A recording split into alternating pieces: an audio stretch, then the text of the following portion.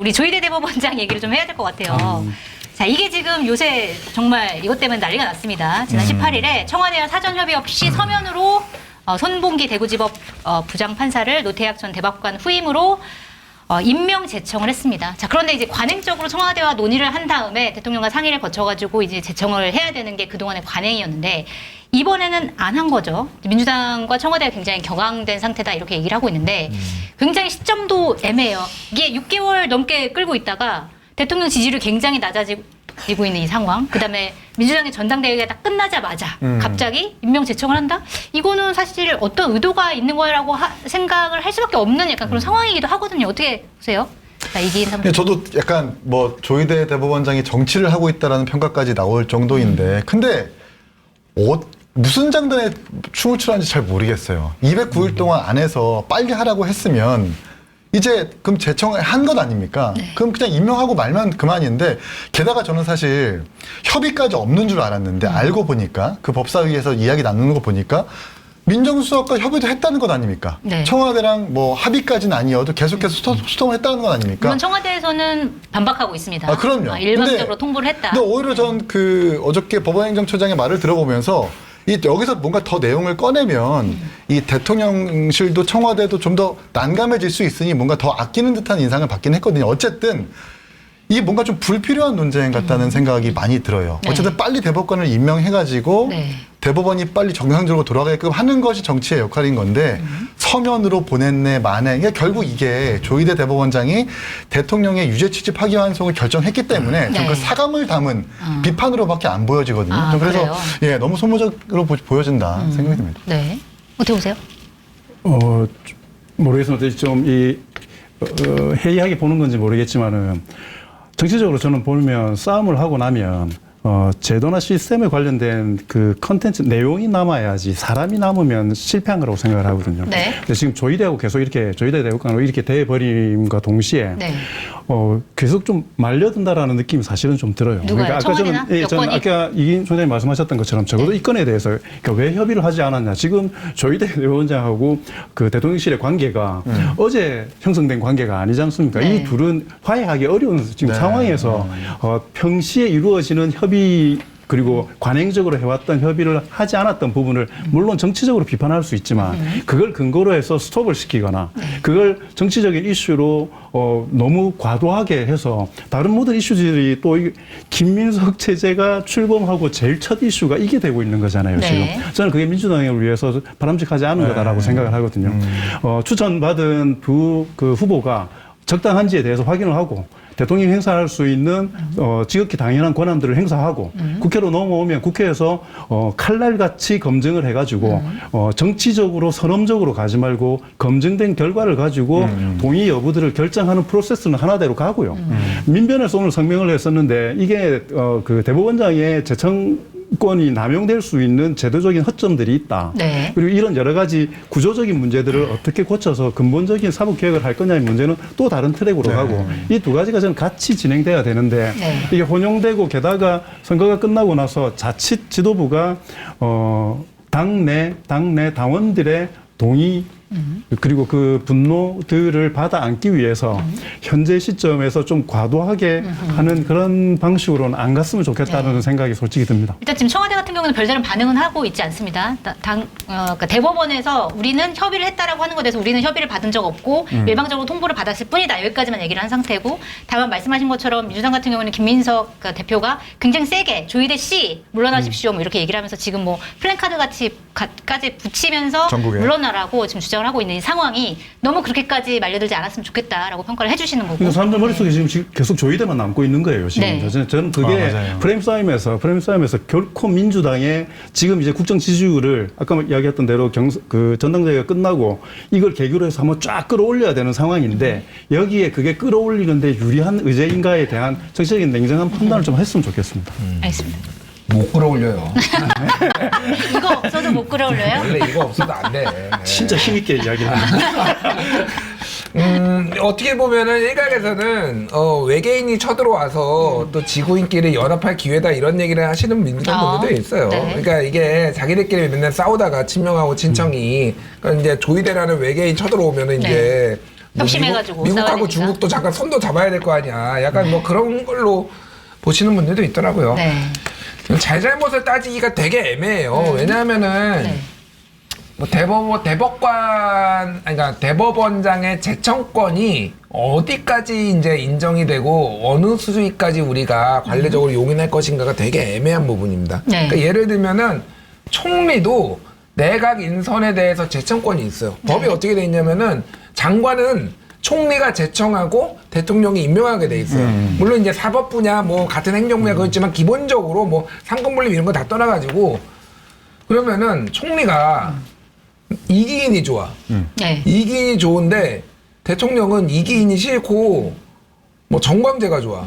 그러면 이제 개판되는 거예요. 그러니까 이기인 올렸는데 나 못하겠는데 만약에 총리가 제청했는데 예를 들면은 이거가 안 되면은 그러니까 협의라는 게 어떻게 보면은 이게 요식행위가 아니라 너무 자연스러운 거예요. 그러니까 네. 이거를 일을 하게 만들기 위해서 모든 제청의 권한은 원래 제가 보기에는 이거는 각자의 권한이 있지만은 임명권이 최상위에 있는 게 맞아요. 그래서 이제 여기까지 안 오게 하기 위해서 협의를 하는 거고 네. 여기까지 왔으면은 이게 딱 2023년에 이런 일이 있었거든요. 여기까지 안 왔지만은 그때 문재인 정부 때 임명했던 김명수 대법원장이 진보 대법관에 임명을 하려고 하니 네. 윤석열 대통령 쪽에 그 대통령실에서 너 임명만 해봐. 우리 거부권 쓸 거야. 이거 반려할 거야. 이렇게 바로 언론에 공개적으로 얘기를 했어요. 그때 조선일보가 아마 제일 먼저 썼을 거예요. 그거를. 네. 그래가지고 결국은 중도 2명이 있었는데 중도 1명, 보수 1명. 그래서 제청을 그렇게 2명으로 바꿨다. 그렇게 바뀌었어요. 그러니까 네. 김명수가 소위 말해서 꿀었어요 그때. 네. 그렇게 된 과정들이 있어요. 그러면은 뭐 이제 민주당이나 국민의힘이나 다 웃긴 게 그때는 민주당에서는 대법원장의 제청권을 우리가 존중해야 됩니다. 막 이렇게 또 막 바뀐 막 상황이군요, 내고 지금. 그런 국민의힘 게 너무 무슨 소리야? 많아요, 임명권이 중요하지 이렇게 얘기하다가 지금 갑자기 뭐 장동혁은 이재명 탄핵해야 된다고 얘기하고 윤석열부터 탄핵해야지 뭔 일이야 그러면은 이게 탄핵됐죠. 그러니까 그거 두번 탄핵하는 거예요? 뭐야, 아니, 준일형 그거 있잖아. 우리 박성태 그 형이 좋아하는 말. 뭐죠? 선 자리가 다르면 풍경이 달라진다. 풍경이 달라진다. 그렇지. 관점이 달라진다. 아 진짜 그거 인용 진짜 많이 하시더라고요. 라디오에서. 그러니까 그걸 맨날 얘기하는데 그 송곳이라는 웹툰에 거기 맞아요. 나오는데 감사합니다. 저는 근데 이거는 청와대에서 지금 이거에 대해서 왜 대응 안 하겠어요? 네. 청와대가 이거에 깊숙이 관여될수록 본인들에게 마이너스라고 생각하기 때문에 관여 안 하는 거예요. 네. 아니 우리 보십시오. 부장하고 뭐 예를 들어서 평기자가 싸우는데 서로 진실 공방 갖고 막 싸우는 거예요. 그럼 누가 면이 상합니까? 부장이 면이 상하죠. 네. 그럼 청와대가 야 밑에 애한테가 뭐 이렇게 이런 게 어쨌든 그 사법부 수장인 대법원장과 대통령이 뭐 삼권 분립에 의해서 네. 상호 견제 균형 뭐 이런 거 한다고 하더라도 우리나라 대통령제 국가에서 대통령이 그거 하나 제대로 처리 못해? 뭐 네. 이런 식의 그 프레임 속으로 빠져도 되는 거거든요. 네. 그러니까 그러니까 청와대, 전 자꾸 대통령실이라고 그러는데, 이게 윤석열 청와대. 대통령실 네, 때. 바꿨습니다. 하여튼, 청와대가 그런 이유 때문에 네. 관여 안 하는 거예요. 그리고 이거 본질이 알려질수록 국민들도, 이거는 대통령이 좀 잘못하는 것 같은데, 이렇게 생각할 가능성이 좀 크다고 봐요. 왜냐하면, 결국에는 4명의 대법관 추천이 이루어진 겁니다. 네. 그 가운데 대통령은 그 김민기 네. 김민기 그 부장판사를 임명하고 싶어 한다는 게 공공연한 사실로 알려져 있어요. 여성대법관. 네. 그런데 맨 처음에는 대법원장도 다른 사람을 추천하려고 그랬는데 네. 김민규도 안 되고 이 사람도 안 되니까 제3의 인물로 추천을 한 거예요. 네. 얼정 정도는 전 대법원장도 양보했다고 생각하는데 네. 청와대는 이 사람 아니면 안 돼. 이런 식으로 하니까 협의가 안 되고 합의가 안 되니까 소멸 제청했다. 네. 이런 식으로 알려지면 청와대에도 굉장히 부담이 될 것 그런데 같아요. 네. 근데 한 가지만 더 지적을 하면 사실은 이제 법원 행정처가 그러니까 사실은 원래 그러니까 대법관 후보 추천위원회 추천 결과 4명이 나왔는데 이거를 4명한테 다 전화를 돌려가지고 혹시 이거 처음으로 다시 돌아가가지고 재추천하면 안 되겠습니까? 이렇게 했다라는 거잖아요. 그거는 네. 제가 볼 땐 여지가 없어요. 변명의 네. 여지가 없어요. 그러니까 이것까지 합쳐지니까 이거는 정말 의도가 없지 않으면 이렇게까지 할 수가 없는데 뭐 이런 근데 생각이 만약에 드는 거죠. 거기서 그 조희대 대법원장이 그렇게 네. 전화를 돌리라고 했다. 네. 뭐 지시사항 인과관계가 있다라고 한다면 조희대 대법원장의 뭐 탄핵까지 갈 수 있을지언정 그 법원 행정처장이 지금 그렇게 전화했다라는 것밖에 네. 안 드러났기 때문에 이걸로 대법원장 자체를 흔드는 것은 좀 무리가 있다는 생각이 들고 그러니까 본질이 나오면 나올수록 대통령이 비판받는다. 전 다르게 생각하거든요. 네. 이 본질이 나오면 나올수록 국민들은 야 그래서 대법원과 대통령실이 짬짬이해가지고 지금까지 대법관 정했다라는 말이야? 이거 뭐야? 그 과정을 한 번도 우리한테 공개한 적이 없잖아. 이게 사실 본질이기 때문에 아하, 오히려 그거에 대해서 오히려 그 제도에 대해서 고치지 않은 정치권의 불신만 가중하는 일이지 뭔가 대통령에게 더 잘못이 있다라든지 대법원장이 지금까지 정말 제왕적 권력을 행사했다든지라는 비판까지는 안 갈 거라고 생각을 하고요. 제가 아까 서는 곳이 다르면 풍경이 달라진다. 2012년에 박근혜 정부 때 양승태 대법원장 시절에 네. 김병화 대법관 추천 사건이 있었어요. 그 대법관 파동이라고도 그때 했었습니다. 그때 저축은행 수사에 개입했다는 의혹이었던 사람인데 박근혜 정부는 그 사람을 추천받기를 원했거든요. 대법원은 그걸 되게 갈등이 있었던 거고 결국 이제 안 하게 됐어요. 네. 그때 당시에 민주통합당 지금의 이춘석 의원부터 시작해서 대법관 어떻게 뽑을 것인가 봐 토론회 기차하고 난리도 아니었었어요. 그때 주요 골자가 뭐였냐면 대법원장이 추천하는 재청권은 외부의 권력 개입하면 안 된다라는 게 요지였습니다. 네. 정확하게 지금 반대거든요. 네. 그걸 좀 알았으면 좋겠다. 본인들이 과거에 어떤 주장을 했는지를 좀 다시 한번 되새겨보면 네. 지금의 주장이 모순된 것을 알 수 있을 거다. 네. 그 저는 법원 네. 예, 이 사안을 단순히 이번에 대법관 임명만으로는 보지는 않아요. 그러니까 네. 근본적으로 원래 이제 조희대 대법원장하고 이 민주당 이 정권하고 긴장관계가 있는 거는 다 아실 테고, 그러니까 공직선거법 대선 한 달 남겨놓고 급하게 9일 만에 파기환송을 해가지고 대선 개입이다라는 시각이 있는 거고 탄핵 얘기까지 나왔으니까. 근데 지금 내년 7월까지 임기고 사실 탄핵은 못하죠. 네. 뭘로 탄핵을 합니까? 뭐 관습을 안 지켰다고 탄핵을 할 수도 없고. 근데 그 이유까지 지금 내다보는 것 같아요. 그러니까. 그 이후에 그러니까 왜냐면은 지금 법을 바꿔서 14명이었던 대법관은 이제 26명으로 바꾸고 그렇죠. 그래서 1년에 4명씩 2028년부터 1년에 4명씩 지금 28, 29, 30 그래서 이재명 정부 안에서 지금 대법관이 확 늘어나는 12명 늘어나는 네. 거잖아요. 그 중에서 22명을 이재명 자, 대통령이 임명하게 된다. 네. 그러면은 이제 어떻게 되냐면은 앞으로 뭐 정권 입맛에 맞는 좀 더 그런 사람이 대법원장에 임명될 가능성도 높고 네. 그 이후에 벌어질 잡음들을 제가 보기엔 완전히 군기를 잡는 거다 지금. 그러니까 찍소리 하지 마. 네. 청와대가 하라는 대로 하자. 어허. 이렇게 갈 가능성이 높아요. 그러니까 네. 이 구성 자체가 그래서 그거에 전초전이고 법원도 그걸 알기 때문에 이게 복잡 미묘해요. 법원 얘기를 제가 좀 들어보니까 내가 당하고 있지만 않겠다. 뭐 이런 그러니까 건가요? 조희대의 입장이 그런 걸로 추론이 돼요. 그러니까 이게 뭐 한번 들이받겠다가 아니라 여기에서 밀리면은 앞으로 계속 밀린다. 내가 떠난 이후에라도 계속 밀린다라 약간 이런 것까지 복합적으로 있어서 법원 내에서 이거에 가지고 지금 성명을 내거나 이런 게 한 명도 없잖아요. 그러니까 입장을 네. 밝히는 사람이 네. 이거를 보는 시각이 조희대도 좀 문제는 있는데 정권이 너무 무리하게 밀어붙이는 거 아니야? 약간 이런 시각까지 이게 지금 다 섞여 있다 지금 이게. 네. 이게 보면은 사실 민주당 같은 경우에도 김민석 대표가 굉장히 세게 발언을 하긴 했지만 그러니까 탄핵에 대해서는 좀 선을 긋고 있는 것 같아요. 탄핵까지 우리가 논의하는 건 아니다. 그리고 뭐 탄핵을 가봤자 어차피 탄핵이 뭐 이루어질 거라고 생각하는 분위기는 아닌 것 같고 다만 이렇게 얘기하고 끝날 것 같은데 문제는 뭐냐면 그러면 이제 대통령, 그러니까 청와대에서 어떻게 반응할 것이냐? 그러면 국회에서 이제 어떤 방식으로 뭐 청문회를 거쳐가지고 어떤 방식으로 임명이 될 것이냐 이 부분에 대해서는 좀 어떻게 전망하고 계세요? 모르겠어요. 너무 당연한 거 아니에요? 뭐가요?